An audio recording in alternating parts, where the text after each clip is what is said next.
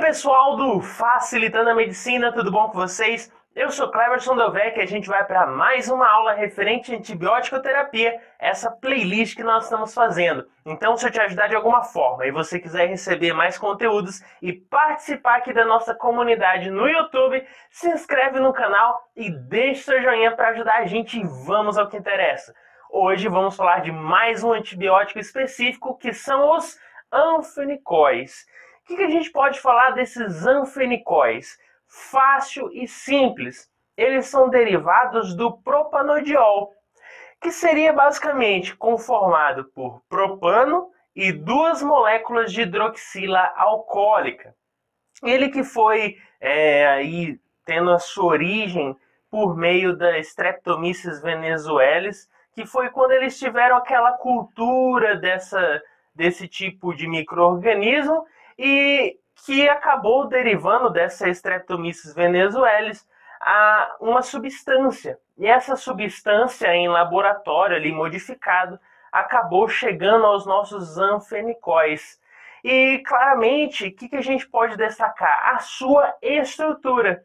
Nessa foto a gente pode ver que ele possui o propano, que a gente já citou, mais duas hidroxilas. E isso que vai dar a característica dele poder atuar contra essas bactérias. É exatamente esse propano mais as hidroxilas que vão dar a característica funcional dessas moléculas de atuarem contra esses invasores, essas bactérias. Outro ponto é que esses anfenicóis eles não são muito solúveis em águas. Então, geralmente, eles são associados a outras substâncias, como o palmitato, que vai aumentar a solubilidade desse tipo de antibiótico na água para ser administrado no nosso organismo. Então, essas seriam as características básicas. Mas o que é o principal de saber de um antibiótico? É como ele atua, na verdade? E como que atua esses anfenicóis? Fácil.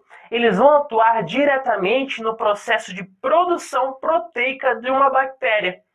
Mas para a gente entender como que ocorre isso, temos que saber como sucede esse processo de produção das proteínas nessas bactérias. E é o que a gente vai entender agora. Mas para facilitar a sua vida, eu quero que você guarde três coisas aqui. Primeiro, que existe três passos aí, ou três componentes importantíssimos para a síntese proteica numa bactéria, que seria o RNA mensageiro, o ribossomo e o RNA transportador. Guarda isso para você. Lembra dessas três coisas quando a gente falar de produção proteica em bactérias. E até no nosso organismo também eles são fundamentais, mas já que estamos falando de bactérias, guarda isso para a síntese proteica bacteriana. E olha essa imagem. Essa imagem a gente pode ver uma fita de RNA mensageiro e vemos o ribossomo.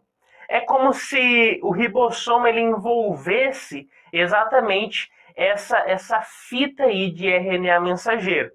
E claro, a gente vai entender pouco a pouco como que acontece o processo. Mas o que eu quero que você saiba é que esse ribossomo ele vai discorrendo sobre essa fita de RNA mensageiro, esse ribossomo.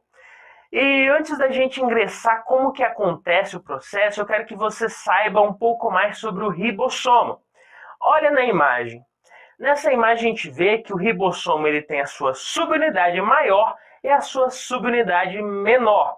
A subunidade maior ela é chamada de 50S e a subunidade menor ela é chamada de 30S. Outra característica fundamental é o que a gente pode ver nesse ribossomo na sua subunidade maior ou 50S. O que a gente vê? Ele possui três sítios de ligação, que seria o sítio A, o sítio P e o sítio E. Agora você fala, eita, o que é isso? Fácil. Olha só, lembra que eu falei para você lá no início que existe três componentes principais quando falamos do quê? De síntese proteica em bactérias, que é o RNA mensageiro, que a gente já viu, que é aquela fita envolvida ali pelo ribossomo. O segundo componente é o ribossomo e o terceiro é o RNA transportador, beleza? E o que tem a ver isso? nesses sítios de ligação do nosso ribossomo, desse 50S, a subunidade maior, é ali que vai entrar e sair o nosso RNA transportador. É simples, nesse sítio A que a gente vê do ribossomo, a sua subunidade maior, é ali que vai entrar o nosso RNA transportador. Já o sítio P é exatamente ali que ele vai deixar o nosso aminoácido que ele está transportando. Ele deixa naquele sítio P e passa pelo sítio E e sairá desse ribossomo. É simples, então, repetindo para você, no sítio A é onde entra o nosso RNA transportador. No sítio P é onde ele deixa o aminoácido, porque vai chegando RNA transportador e vai deixando aminoácidos ali para que eles consigam se ligar, ligando um aminoácido ao outro, para que forme a proteína que eu desejo. Vai formando as ligações peptídicas por meio de uma enzima, a peptídeo-transferase. Ela que irá ali fazer esse processo de ligação entre um aminoácido e outro. E nesse sítio E é onde sairá o nosso RNA transportador. E assim sucessivamente, sai um RNA transportador, chega outro, trazendo outro aminoácido. Ele sai, chega outro. E assim vai formando as cadeias para formar a proteína, fazendo essas ligações peptídicas. Então a gente já viu exatamente como que ocorre esse processo de ingresso e saída no nosso RNA transportador. E já sabemos também para que serve cada sítio aí nesse ribossomo, nessa subunidade maior. Mas vamos entender exatamente como que ocorre o processo. Olha essa imagem. Nessa imagem ficou tudo mais claro. Por quê? O que vai acontecer? Esse RNA transportador que você vê, ele tem a função de carregar o quê? O aminoácido. Lembre, proteína é formada por aminoácidos. Então, o nosso RNA transportador é que carrega essa proteína. E esse RNA transportador ele vai se ligar ao nosso ribossomo na subunidade maior, aonde inicialmente? No sítio A. Então ele ingressa pelo sítio A, no sítio P ele deixa o aminoácido e no sítio L, tchau, ele vai embora, ele sai. E assim sucessivamente. Saiu um RNA transportador, deixou o aminoácido, chega outro RNA transportador. E assim ele vai acontecendo, ele vai deixando o aminoácido. Então ali no sítio P ele vai fazendo um carreamento de cadeias de aminoácidos. Eles vão se ligando por meio de uma enzima, peptidiltransferase.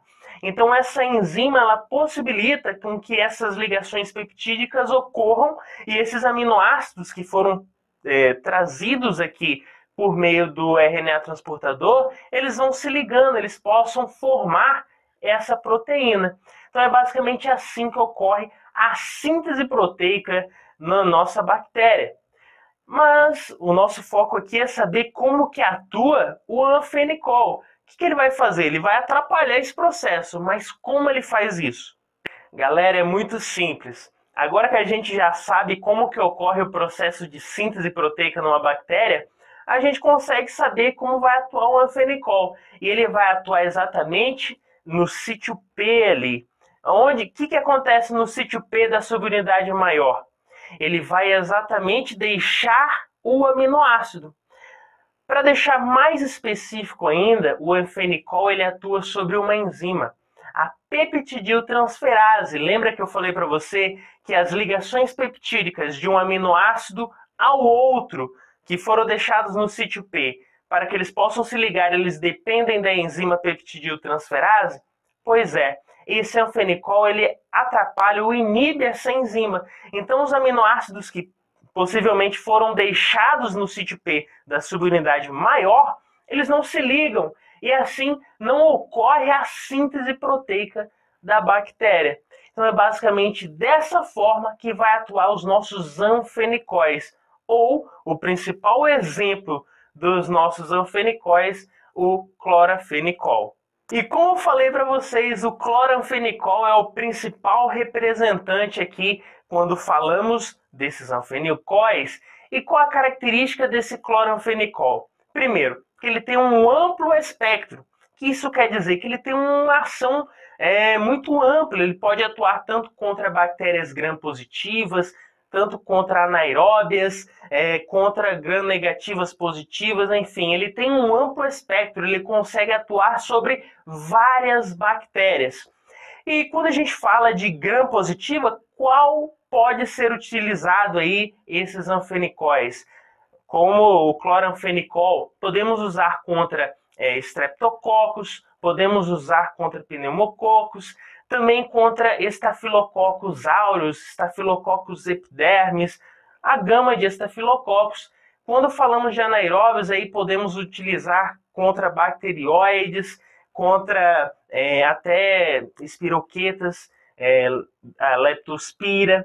As gram-negativas a gente pode usar aí uma gama gigantesca, Shigella, Salmonella, Escherichia coli, enfim, Campylobacter, uma gama muito grande de bactérias é útil esses anfenicóis. Porém, a gente tem que destacar que ela não é muito útil ou não tem muita ação sobre as pseudomonas aeruginosas, porque esse tipo de bactéria ela consegue adquirir resistência frente a esses anfenicóis. Então, não tem utilidade. E essa resistência pode ser até mesmo enzimática, por expressão de genes, enfim, não tem uma afinidade, não tem uma capacidade desse anfenicol atuar sobre as pseudomonas aeruginosas. Então a gente já sabe mais ou menos como que o cloranfenicol ele atua e em que tipo de bactéria a gente pode utilizar e qual a resistente que a gente falou que é a pseudomonas.